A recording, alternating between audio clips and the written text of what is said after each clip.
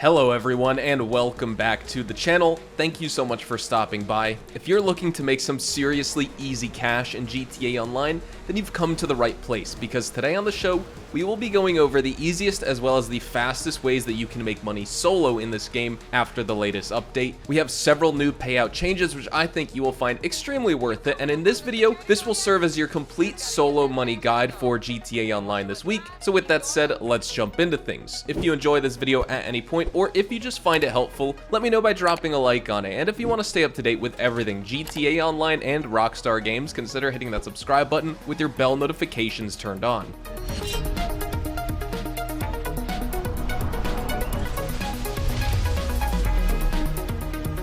Starting off with one of the more heavy-hitting money bonuses this week, we have 1.5 times money and RP on the Fooligan Jobs. And now, once the Fooligans establish the Freak Shop at the conclusion of the first dose mission, Welcome to the Troop, which is the first mission in the DLC, you can reach out to Dax and choose Request Work to initiate a Fooligan job, and there are 5 distinct Fooligan jobs available, which will be randomly assigned to you as the player.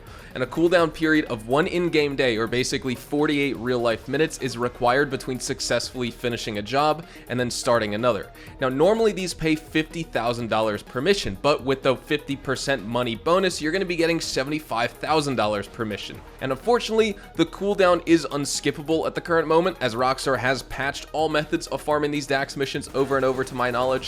Perhaps more workarounds will be found throughout the week, and I would let you guys know on that. But the 5 Fooligan jobs are crop dusting, where basically the player's given this mission to destroy legal crops by loading a duster with herbicide and spraying it all over the plants. And they must also destroy a tanker filled with the weed vape juice to complete this mission. In the mission Heavy Metal, the player's objective is to recover a Bobcat XL filled with copper wire for 2 friends who use it to create bombs for the Fooligans. And additionally, you also must eliminate a gang leader responsible for raiding the supplies. In the Fooligan job Liquid Assets, you as a player are assigned to destroy another farm operated by the Epsilon program by stealing hazardous chemicals and contaminating the farm's water supply. And during this mission, the player will unintentionally basically consume these hazardous chemicals, causing the hallucinations that must be fought off until they subside and go away. In working remotely, your task is to plant remote explosives in a Go Postal Pony, leaving it in a gang-controlled area and then detonating that explosive. And completing this mission actually rewards you with the Go Postal outfit, just as a side note, so that's pretty cool.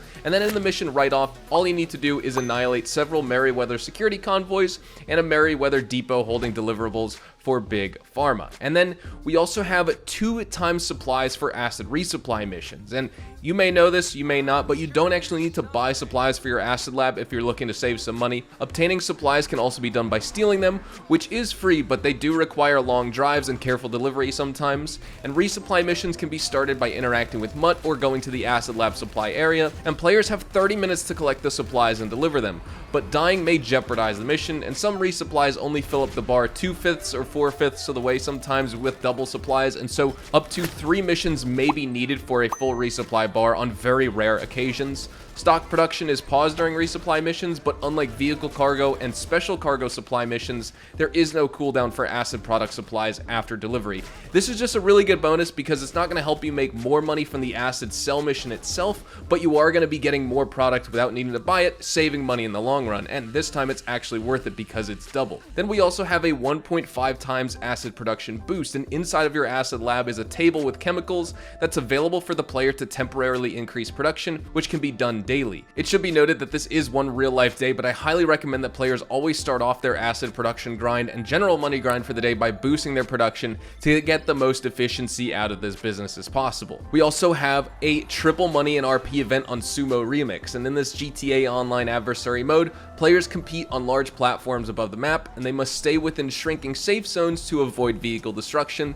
These rounds last 4 minutes apiece, with a sudden death circle if multiple teams remain. Handbrakes are disabled and the platforms lose parts randomly, adding extra challenges to the game, and the round ends when 1 team remains. Now, if you win, you get about $15,000 per round, and then finishing the entire game and winning will award you with over $267,000, not to mention 20,000 RP, which is pretty amazing as well for players out there who like to grind out those really high levels. That's a great beginner bonus because, of course, all these other ones require the acid lab, which is a big upfront purchase if you don't have money in this game, but the Sumo Remix bonus is highly worth it if you're a solo solo player who's just getting started. And then for an extra perk, we also have double GTA Online money and RP on the first dose and the last dose missions until March 29th. And so those consist of every single one from the Drug Wars DLC. Basically, with double money, you're getting probably around between $25,000 to $28,000 per mission right now. It's nothing fantastic, but it is better than the $15,000 you'd get normally, or just under $15,000. And then moving on, I want to talk about the time trial. This week it is Grove Street, and I recommend that you use a fast bike like the Western Power Surge, the Shitaro, the Batty 801, or the Hakuchu Drag. Complete this time trial in 1 minute and 20 seconds or less for an easy $101,000. Your RC Bandito time trial for the week is Vespucci Beach, and if you're careful on those tight corners, you avoid vehicles, pedestrians, basically all the little bumps on the curbs and all that, and you complete this time trial in less than 2 minutes 5 seconds, you will get paid a nice $101,000. And if you're on next gen, we have our HSW time trial for the week, which is Textile City. Now, I'm not on next gen to showcase gameplay of this time trial, but if you are, you can complete this time trial within 1 minute and 47 seconds, and you will get paid a nice $251,000. Typically, I recommend players use the HSW Coil Cyclone 2 for their HSW time trials, but this week I highly recommend you check out the HSW Hakuchu Drag. And so with all that said, those were all the best and the fastest methods of farming GTA Online money solo this week outside of your usual day-to-day business's grind.